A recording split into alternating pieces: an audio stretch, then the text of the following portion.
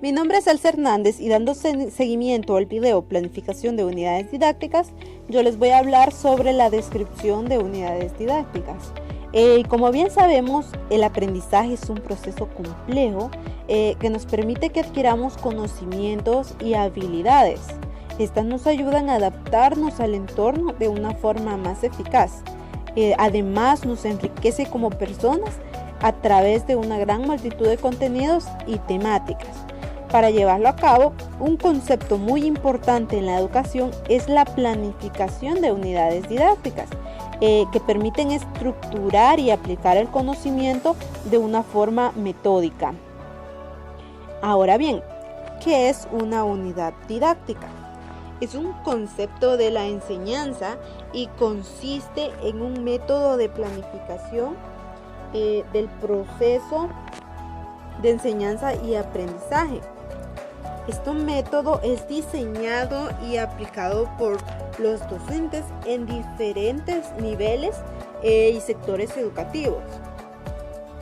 Por lo tanto, podemos afirmar que una unidad didáctica es una forma de planificar el proceso de enseñanza y aprendizaje alrededor de un elemento de contenido que se convierte en el eje integrador del proceso, aportándole consistencia y significatividad.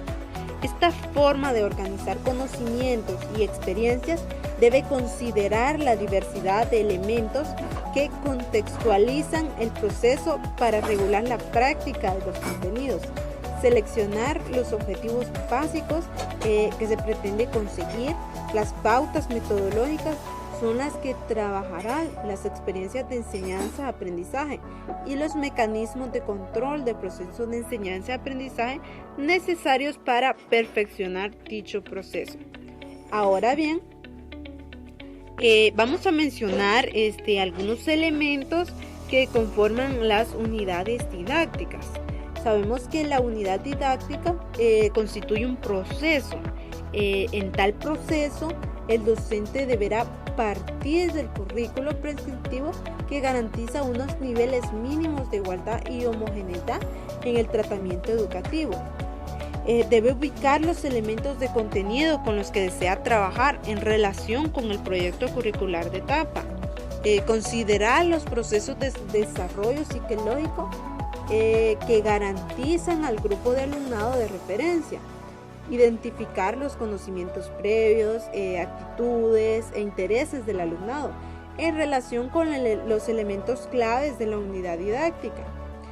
Debe conocer las características esenciales del entorno sociocultural y familiar en el que se desenvuelven los estudiantes y que determinan recursos con los que podemos contar, actitudes, intereses y conocimientos de los estudiantes. Después del análisis de estos elementos, el profesor deberá determinar los contenidos que desea trabajar. Debe seleccionar a partir de los contenidos las habilidades y destrezas orientadas principalmente al desarrollo de capacidades. Este logro se dirige al tratamiento de los contenidos. Debe establecer pautas y criterios metodológicos que regularán las experiencias de enseñanza-aprendizaje. Concretar las experiencias de enseñanza-aprendizaje que materializan el conjunto de opciones tomadas. Especificar los aspectos esenciales del proceso evaluador que afectarán tanto a los procesos de aprendizaje del alumnado como a los de enseñanza del docente. Todos los elementos que se acaban de señalar adquieren un significado como partes integrantes de un conjunto, ya que estos forman parte de la estructura donde todos y cada uno de los elementos están relacionados y son interdependientes. Por ello, en una unidad didáctica, la selección de contenido debe ser coherente con un determinado tipo de capacidades a cuyo desarrollo queremos contribuir objetos con las estrategias metodológicas con las que pensamos trabajar, las experiencias que nos concretarán, los aspectos anteriores y el sistema de evaluación diseñado. Por todo esto que les acabo de mencionar anteriormente, Cada unidad didáctica debe estar compuesta principalmente por los siguientes elementos. Objetivos. Este es un propósito o meta que se propone a cumplir en un lapso de tiempo definido. También están los contenidos, que son hechos, conceptos, saberes indispensables que conducen al saber, hacer y están íntimamente relacionados con el desarrollo de las capacidades intelectuales, prácticas y sociales del hombre. También tenemos la metodología, métodos, recursos y formas de enseñanza que facilitan el éxito del proceso de enseñanza-aprendizaje. Tenemos la evaluación, que es el proceso dinámico, continuo y sistemático, enfocado hacia los cambios de las conductas y rendimientos, mediante el cual verificamos los logros adquiridos en función de los objetivos propuestos. Además, debemos contar con una planificación, donde se destaca el porqué de esta unidad didáctica y una temporalización. ¿Para cuánto tiempo está destinada esta unidad?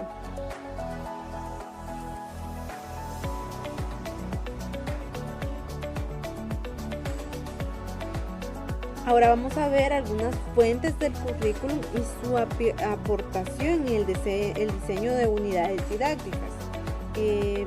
Da respuesta a qué, cómo y cuándo enseñar y qué, cómo y cuándo evaluar. Depende de la información de las fuentes del currículum: psicología, sociología, pedagogía y epistemología. Fuente psicológica. Esta nos permite conocer las variables que condicionan el proceso de enseñanza-aprendizaje en relación a estudiantes. Se profundiza el conocimiento de los rasgos esenciales de su pensamiento, la madurez de su lenguaje, su dimensión socioafectiva, sus intereses, inquietudes, factores de motivación, su capacidad perspectiva, su dominio psicomotor, etc. Los docentes nos aporta datos sobre la característica del papel mediador del docente, su estilo de enseñanza y las dimensiones de la acción didáctica. Y por último tenemos la relación educativa. Conoceremos aquellos mecanismos de interacción en la relación profesorado-alumnado y alumnado entre sí en los procesos de enseñanza-aprendizaje. Tenemos también la fuente sociológica, que es la que nos aporta un conjunto de conocimientos sobre los aspectos sociales y culturales que deben recibir los ciudadanos. La determinación de los contenidos que contribuyen al proceso de socialización del alumnado. Fuente pedagógica nos proporciona información sobre la práctica docente y su formación teórica, por lo que nos permitirá reflexionar sobre los objetivos de la educación, las posibilidades y dificultades que el estudiante puede encontrar en el trabajo.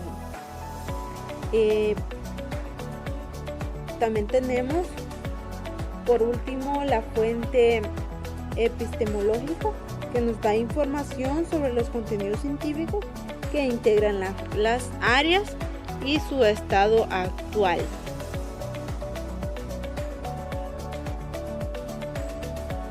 Debemos tomar en cuenta que en el diseño de unidades didácticas, el conocimiento del nivel del desarrollo del estudiante es un aspecto importante, ya sea para la selección de objetivos y contenidos, la elección de estrategias metodológicas, la organización de secuencias de trabajo eficaces, la configuración de experiencias de enseñanza-aprendizaje, la búsqueda de recursos idóneos, la selección de técnicas e instrumentos para evaluar el proceso de enseñanza-aprendizaje.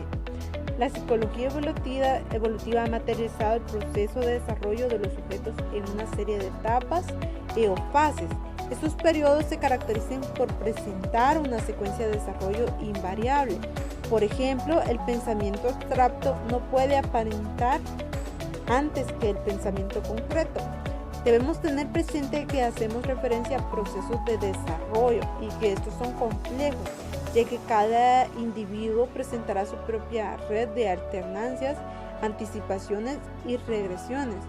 Por ello, es necesario que consideremos el nivel de desarrollo de los estudiantes, que implican conocer los elementos esenciales que configuran el perfil de desarrollo medio de su grupo de edades, identificar los conocimientos y experiencias previas de los que parten nuestros estudiantes, considerar la forma en que estos factores se relacionan.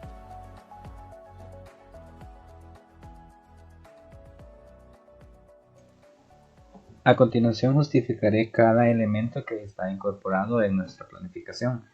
Como primer elemento que tenemos es la competencia, y como nosotros sabemos, la competencia es la capacidad de enfrentarse con garantía de éxito a tareas simples y complejas en un contexto determinado.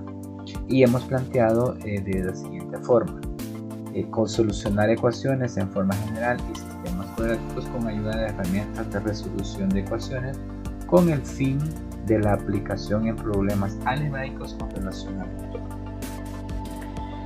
También hemos creado un objetivo general, el cual se enuncia como determinar soluciones a ecuaciones y sistemas de ecuaciones lineales y cuadráticas para dar soluciones a situaciones problemáticas en el aula y en el entorno social. Como sabemos, en el objetivo es donde se expresa el espíritu de la competencia, es decir, lo que en realidad se pretende lograr en el estudiante. También hemos incorporado algo bastante importante en nuestra planificación, como lo es el enfoque, y este enfoque hemos tomado como el constructivismo, sabiendo que por medio de esta corriente pretendemos trabajar en función del desarrollo de las competencias y a la vez propiciar aprendizajes significativos por medio de soluciones de problemas contextualizados. Y este enfoque es el que rige a nuestro currículum, porque tiene las características de ser socialmente comprometido, flexible y humanista. También tenemos objetivos específicos que los hemos incluido porque estos parten del objetivo general, y en sí esto es lo que nosotros vamos a pretender que el estudiante maneje de forma bastante secuencial. Entonces pretendemos que el estudiante resuelva ecuaciones y sistemas de ecuaciones, y aparte de eso que sepa utilizar los diferentes métodos que existen. También hemos incluido lo que es la parte de los contenidos. Dentro del contenido conceptual, como bien se sabe, rige el saber, y está referido a todo lo que es conceptos, a hechos, a datos, principios, propiedades y definiciones. También tenemos lo que es el contenido procedimental, y en este caso ese contenido hace referencia el saber hacer. Aquí nosotros hemos propuesto que el estudiante tenga habilidades y destrezas y que sepa utilizarlas en diferentes situaciones. Entonces nosotros estamos diciendo que en lo procedimental el estudiante debe hacer uso de cambio de variable y factorización para resolver ecuaciones bicuadráticas, que también tenga resolución de ecuaciones radicales irracionales y el uso de los métodos de resolución de sistemas. Incluimos también lo que son los contenidos actitudinales, y con esto pretendemos saber hacer y convivir, es decir, conocer el comportamiento o la conducta que tenga el estudiante. Y nosotros en nuestra planificación, en base al contenido actitudinal, pretendemos que el estudiante tenga seguridad en sí mismo al resolver las ecuaciones, que también muestre interés al determinar el mínimo común múltiplo de dos o más polinomios. En nuestra planificación de unidad también hemos incluido algo bastante importante que está relacionado con lo que es el enfoque, y esto es la técnica que se emplea para desarrollar las estrategias. Y como técnica nosotros hemos utilizado la práctica, teoría, práctica, es decir, que nosotros vamos a desarrollar el contenido por medio de 3 etapas o 3 fases. Primeramente, dando inicio con algo práctico, algo sencillo, luego sustentar esa práctica que el estudiante ya ha tenido por medio de la teoría, y finalmente sustentar la parte práctica, la parte teórica, con la práctica nuevamente. Y como podemos ver, nosotros hemos diseñado estrategias o procedimientos didácticos regidos por medio de esta práctica, como lo es en este caso. Para introducir el tema, el docente utiliza el cofre de los recuerdos, el cual contiene tarjetas de diferentes casos de factorización, y el estudiante debe identificar a qué tipo de caso pertenece. Luego utilizamos un rompecabezas, que este va a servir para que el estudiante recuerde y maneje lo que es la fórmula de la ecuación cuadrática. Luego de esta práctica viene la teoría, y aquí utilizamos audiovisuales y lo que es la información sustentada en el libro de texto, y culminalizamos con otra práctica. Pero estas estrategias las vamos a ver bastante detalladas en lo que es el plan de clases. Estas estrategias o procedimientos didácticos están también sustentados en lo que son las estrategias de formación, y nosotros hemos diseñado esta planificación por medio de 3, lo que es la diagnóstica, la formativa y la sumativa. En la parte diagnóstica, como nosotros sabemos, esta se realiza al inicio de un periodo determinado, pero esta información diagnóstica es bastante importante, porque además de conocer el grado de conocimiento que tienen los alumnos, también nos proporciona saber las debilidades que en la parte formativa. Esta es la encargada de lo que es la valoración y la modificación para el desarrollo del estudiante. Entonces nosotros en nuestra planificación pretendemos que el estudiante sea también un ente activo y que proponga situaciones del entorno. También que desarrolle los problemas propuestos, tanto en los recursos como en el. Y tenemos lo que es la sumativa. Acá nosotros tomamos como parte fundamental las fases anteriores, porque esta es algo global en todo el proceso, es decir, que esta está reflejada en todo el proceso de enseñanza-aprendizaje. Y también para poder desarrollar todas estas estrategias, nosotros tenemos planteados lo que son los recursos didácticos. Como bien sabemos, estos recursos didácticos son materiales que contribuyen bastante al desarrollo del proceso de enseñanza-aprendizaje. Y tenemos ahí una serie de recursos que utilizamos en el desarrollo de nuestra clase. Además de eso, incluimos lo que son los EVA, los uso de los entornos virtuales de aprendizaje, y cómo los estamos reflejando mediante el uso de prácticas computacionales a través del programa GeoGebra. Todo esto se sustenta mediante la explicación del docente por una situación generadora. Este problema es el que tiene la relación en todas las partes que conforma el libro de trabajo de SMATE, o como bien conocemos, el plan Pizarro. Todas estas actividades deben de estar sustentadas con un fin o una meta, que en todo caso nosotros conocemos como indicador de logro. Y ese indicador de logro es la evidencia de la competencia.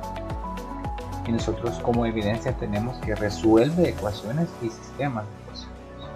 Calcula soluciones de ecuaciones por medio de los diferentes métodos. Y como parte bibliográfica incluimos todas las páginas web que utilizamos para el uso de los audiovisuales. Eso sería lo que conforma nuestra planificación de unidad. Ahora trabajaremos con lo que es el plan de clases. En este plan de clases se desarrollan a profundidad las actividades que el docente va a desarrollar o que tienen propuestas en el plan de unidad. En nuestro plan de clases hemos incluido las generalidades, la competencia de la unidad, los objetivos específicos, porque estos son los que rigen lo que el docente debe de cumplir en el estudiante, y hemos separado por etapas, y la primera etapa la titulamos como las estrategias o los procedimientos didácticos que el docente va a utilizar.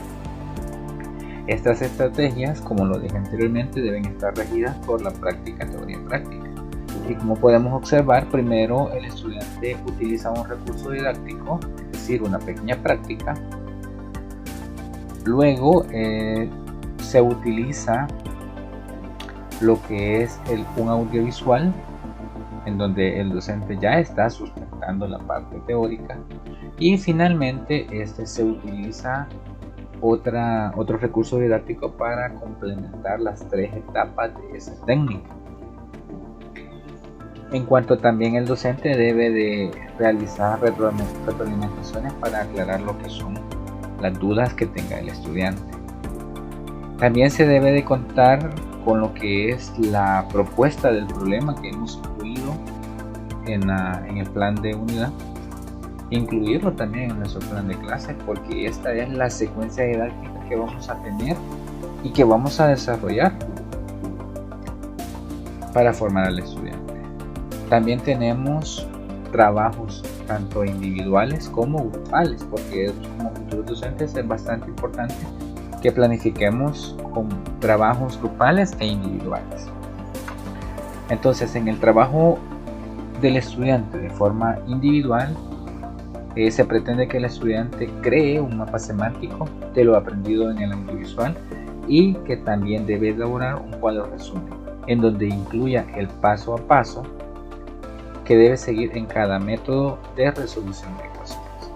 Esto es bastante importante porque por medio de esto el estudiante va a conocer, va a dominar cuáles son los pasos que se debe de seguir para cada uno de los métodos. Además de eso, el estudiante debe de redactar por sí mismo, o sea, con los datos que él elija, un ejercicio. Y este ejercicio será resuelto por cualquiera de los métodos que el estudiante ha aprendido. Después de ello, se socializan lo que son los aprendizajes significativos. Se hará una dinámica en donde los estudiantes van a explicar el mapa semántico y también van a plantear la solución que han dado al problema. Luego de eso tenemos la clausura, en donde el docente debe de hacer una síntesis de la temática que él ha desarrollado y hacer énfasis en la importancia del dominio de la matemática. Luego tenemos como segunda etapa lo que son la aplicación de los conocimientos, y acá podemos observar que hemos incluido y están detalladas las tres fases de lo que es la evaluación, porque la evaluación sería diagnóstica, en donde incluimos la lluvia de ideas y el desarrollo del recurso cofre de los recuerdos.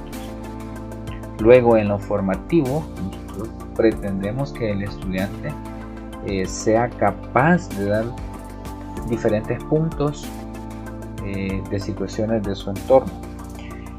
Y en la parte sumativa, porque esta es la que engloba prácticamente todo el proceso desde el inicio de la clase hasta el final. Y acá van el desarrollo de las prácticas computacionales, la resolución de lecciones, práctica lo aprendido, laboratorios, evaluaciones trimestrales. Y tenemos también lo que son los recursos que hemos desarrollado en el transcurso de toda la clase y el tiempo en que nosotros vamos a desarrollar esta actividad.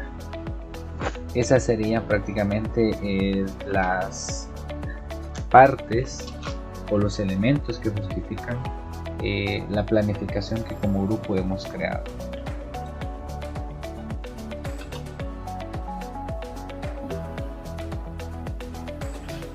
Saludos cordiales. En el siguiente video les explicaré sobre qué son los EVA. En la ocasión, ahora bien, los EVA son un entorno virtual de aprendizaje. Por medio de esto se puede administrar y distribuir, realizar las tareas de seguimiento y evaluación de todas aquellas actividades involucradas en el proceso de enseñanza-aprendizaje. Un EVA es un aula sin paredes, cristal y multicrónica, diferente de aula tradicional, presencial y sincrónica. Dadas sus características, ofrece flexibilidad a sus participantes que acceden a él desde nodos de interacción distantes y en tiempos diversos. Algunas características de los EVA son interactividad, que es conseguir que la persona que está usando la plataforma tenga conciencia de que es el protagonista de su formación. Flexibilidad, conjunto de funcionalidades que permiten que el sistema e-learning tenga una adaptación fácil en la organización donde se quiere implantar. Relación a la estructura institucional, los planes de estudio de la institución y por último a los contenidos y estilos pedagógicos de la organización. Escalabilidad, capacidad de la plataforma de e-learning de funcionar igualmente con un número pequeño o grande de usuarios. Estandarización, posibilidad de importar y exportar recursos en formatos estándar como SCORE. Las ventajas del uso del learning son que tienen un énfasis en un modelo de aprendizaje basado en la construcción de conocimientos, nuevas formas de interacción y comunicación asincrónica y sincrónica e intercultural mediados por la tecnología. Facilita un trabajo colaborativo, logrando la construcción de conocimientos de manera conjunta en el marco de una comunidad de aprendizaje. Las desventajas son la necesidad de capacitación de los docentes para el uso de entornos virtuales en el proceso de enseñanza-aprendizaje, la necesidad de entrenamiento para la preparación de materiales didácticos para entornos virtuales y la necesidad de compromiso de los alumnos en el seguimiento de las actividades y cumplimiento de los pasos. El objetivo del uso de los EVA es facilitar la intercomunicación entre alumno y docente, en donde el alumno podrá desarrollar un conjunto de acciones que facilitarán su proceso de enseñanza-aprendizaje. El EVA y el plan de unidad didáctica. Los entornos virtuales de aprendizaje EVA son espacios que permiten la interacción entre los aprendientes mediante el uso de herramientas tecnológicas que posibilita la apropiación de conocimientos y el desarrollo de actividades con el fin de cumplir los propósitos de aprendizaje planteados. La modalidad de aprendizaje puede ser presencial con apoyo de plataformas, híbrido con actividades presenciales y en línea, virtual usando plataformas. EVA cuenta con funcionalidades que permiten la comunicación fluida y activa entre los actores del proceso, promoviendo nuevos roles para el docente. Se destaca entonces que los EVA también brindan espacios de trabajo y colaboración para equipos de investigación, extensión educación permanente y puede dominarse de diferentes formas: plataformas virtuales de aprendizaje, plataformas de teleenseñanza, plataformas educativas, plataformas para el desarrollo de cursos virtuales, aulas virtuales, entornos integrados de enseñanza, entornos para el aprendizaje virtual, entornos de enseñanza-aprendizaje, entre otros. Independientemente de cómo se denomina un EVA, la función es permitir la creación y gestión de un espacio virtual sin que sean necesarios conocimientos profundos. A través de los EVA es posible aumentar la comunicación entre docente y estudiante, independientemente del tiempo y el espacio.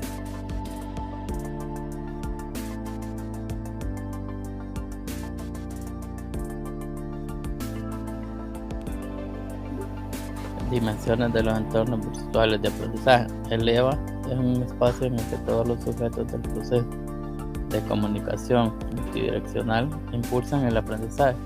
La intervención activa y cooperativa de los sujetos del proceso de enseñanza-aprendizaje da lugar a la construcción del conocimiento. En este entorno, la persona que guía y elabora los contenidos, objetivos y metodología es el propio docente, quien pasa de ser el que expone los contenidos a convertirse en creador de materia, siendo el discente el centro del proceso de enseñanza-aprendizaje, que indaga en la información, la examina y la incorpora a proyectos para aumentar el aprendizaje de los métodos.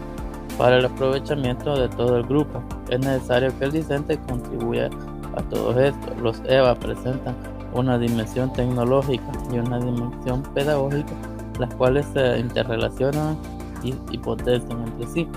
Las herramientas a utilizar en un entorno virtual de aprendizaje tienen que ver con la utilización de plataformas orientadas a la construcción del aprendizaje colaborativo, como foros, blogs, wikis, servicios multimedia. Plataformas orientadas a la productividad como buscadores de recursos, ayudas en la utilización de plataformas, bookmark, etc. Dimensión tecnológica. La dimensión tecnológica está representada por las herramientas, aplicaciones informáticas con las que está construido el entorno. Estas herramientas sirven de soporte o infraestructura para el desarrollo de la propuesta educativa y varían de un tipo de EVA a otro. Dimensión pedagógica de un EVA está representada por el proceso de enseñanza-aprendizaje que se desarrolla en su interior. Esta dimensión lo define como un espacio humano y social, esencialmente dinámico, basado en la interacción que genera entre el docente y los alumnos a partir de lo planteado y la resolución de las actividades didácticas. Describe esta interacción como actividad conjunta, siendo conjunta a pesar de realizarse de manera remota y muchas veces asincrónicamente. La calidad de una propuesta pedagógica para los EVA depende de la interactividad real entre sus participantes, del modo en que se pone en práctica y desarrolla el diseño tecnopedagógico, el cual se basa en las características que presente esta actividad conjunta. Por un lado, depende de los recursos, herramientas y aplicaciones tecnológicas disponibles en el EVA en cuestión, y por otro lado, de las potencialidades de la propia planificación docente, considerando los contenidos a enseñar y a aprender, elementos que los componen. Los principales componentes que forman un entorno virtual de aprendizaje son: usuarios son los principales protagonistas de los procesos de enseñanza-aprendizaje que llevan adelante en los entornos virtuales de aprendizaje. Currículos son los contenidos que le dan sustento a los programas de formación. Especialistas con diversos perfiles son los encargados de realizar el diseño, desarrollo y materialización de los contenidos educativos. Docentes, pedagogos, diseñadores gráficos, administradores especialistas en tecnología. Sistema de gestión de aprendizaje es el software que administra, distribuye y controla los procesos de formación que desarrollan en el entorno virtual de aprendizaje. Dentro de los elementos que conforman un entorno virtual de aprendizaje, cabe destacar el denominado espacio virtual o aula virtual. En dicho espacio se llevan a cabo todas las actividades de los alumnos y tutores relativas al proceso formativo. Los sujetos del entorno de aprendizaje virtual son trabajar en EVA. Propone una destructuración de roles. Los estudiantes son agentes activos en sus procesos de aprendizaje, mientras que los profesores se presentan como moderadores y facilitadores en la apropiación de conocimiento. En este contexto, el alumno pasa a ser el protagonista del proceso de formación, un investigador que activamente busca información, la analiza y es capaz de incorporarla a proyectos o individuales con la finalidad de acrecentar el acervo de aprendizaje involucrado en el método.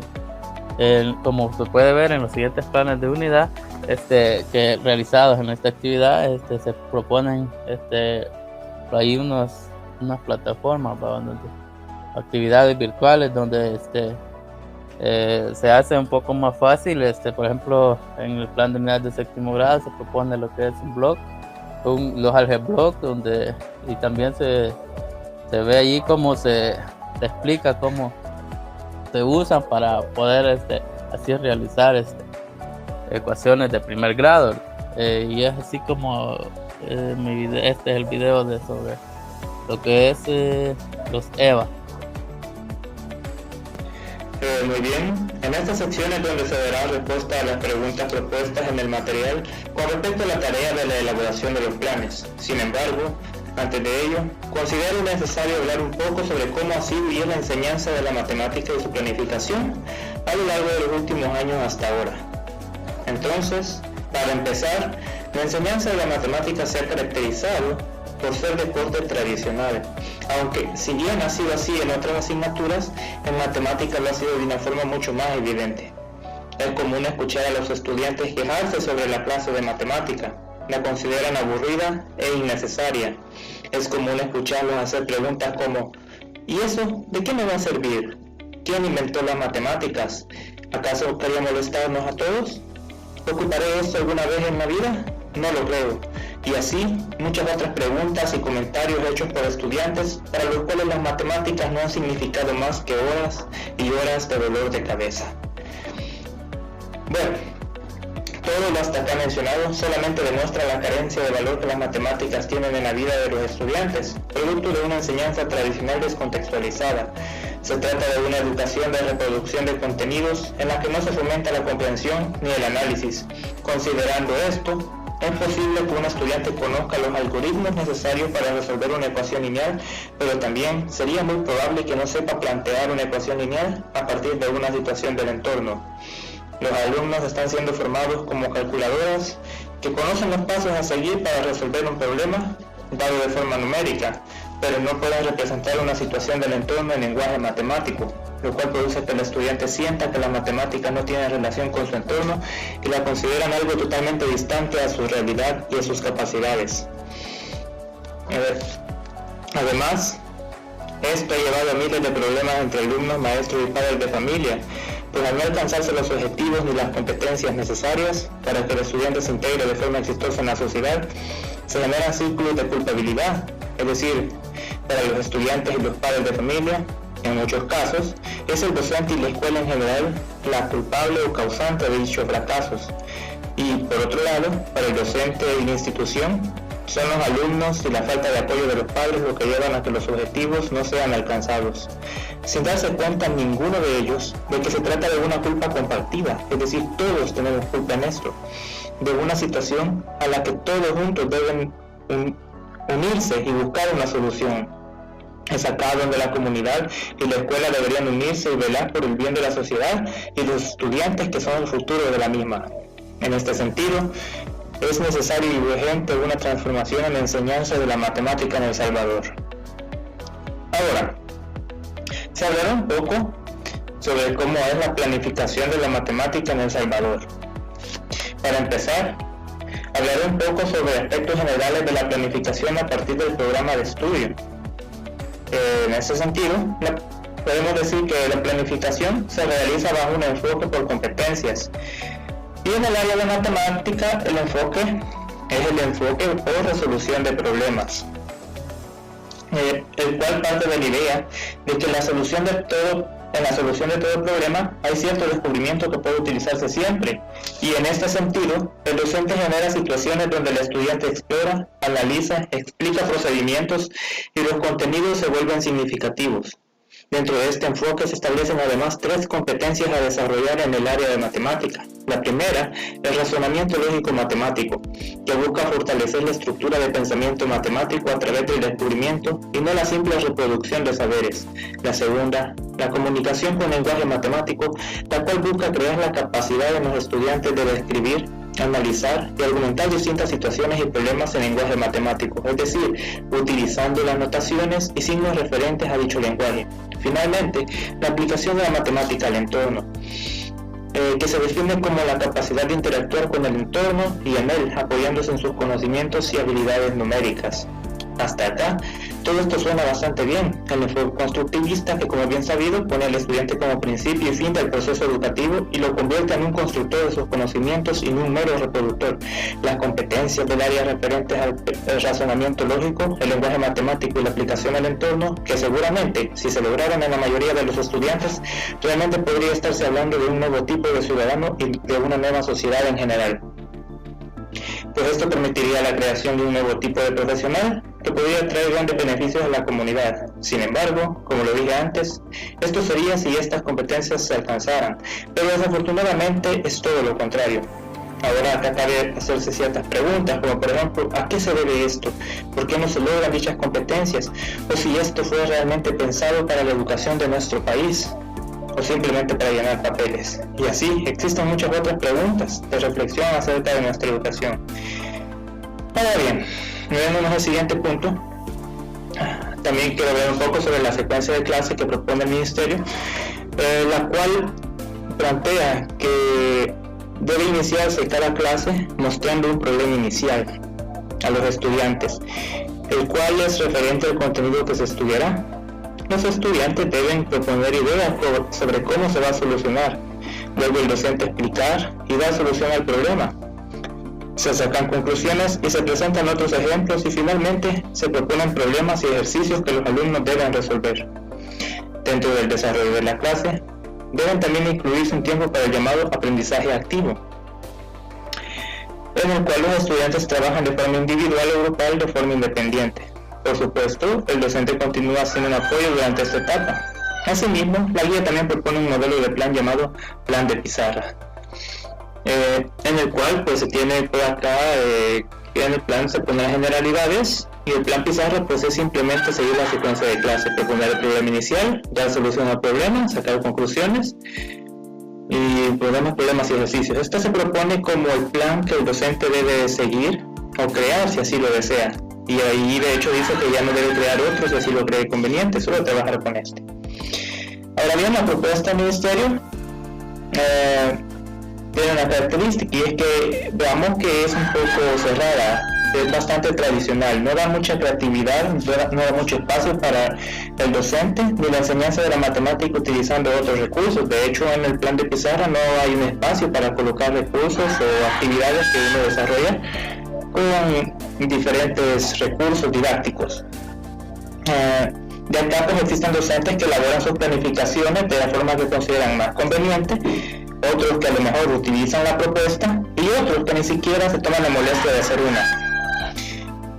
Y acá pues viene otra cosa. Para los docentes, ¿qué significa la planificación? ¿Es algo realmente útil o algo que se elabora solo como una formalidad para presentarse a las autoridades?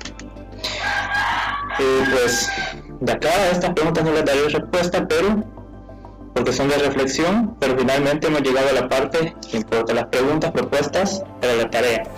Entonces acá podemos responder la primera, que dice: ¿por qué el tipo de planificación propuesta preliminar para básica y media es pertinente para la enseñanza de la matemática en nuestro país, o por qué no lo es? Bueno, la propuesta que hace el Ministerio pues es evidente que no es mala, simplemente consideramos que carece de contextualización y necesita un poco más de espacio para la creatividad del docente, es decir, no está pegada a nuestro medio. Podemos evidenciar esto en que se plantea una gran cantidad de contenidos para ciertos periodos de tiempo que la mayoría de veces no son alcanzados. Y esto es porque no se tiene en cuenta la realidad nacional, ni los estudiantes, ni el mismo docente, ni los recursos con que cuentan las instituciones.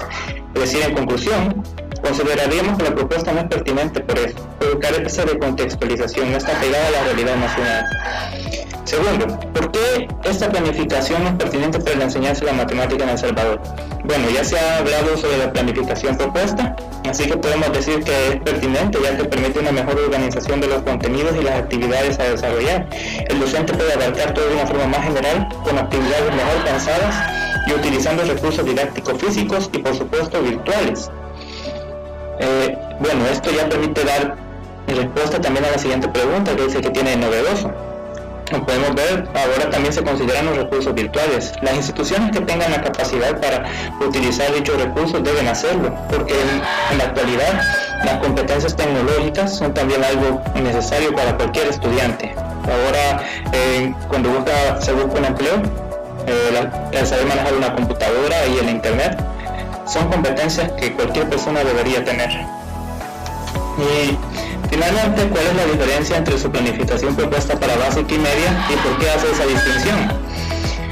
Bueno, en este caso no se ha hecho una distinción entre dichos niveles, pues la planificación tiene un carácter general y puede ser utilizada en distintos niveles, aunque por supuesto es bien sabido que en el nivel de bachillerato el estudiante tiene que ser más participativo.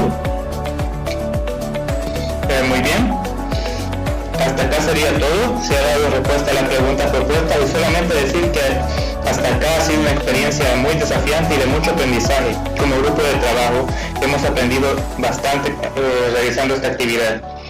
Con esto finalizamos. Eso sería todo. Muchas gracias.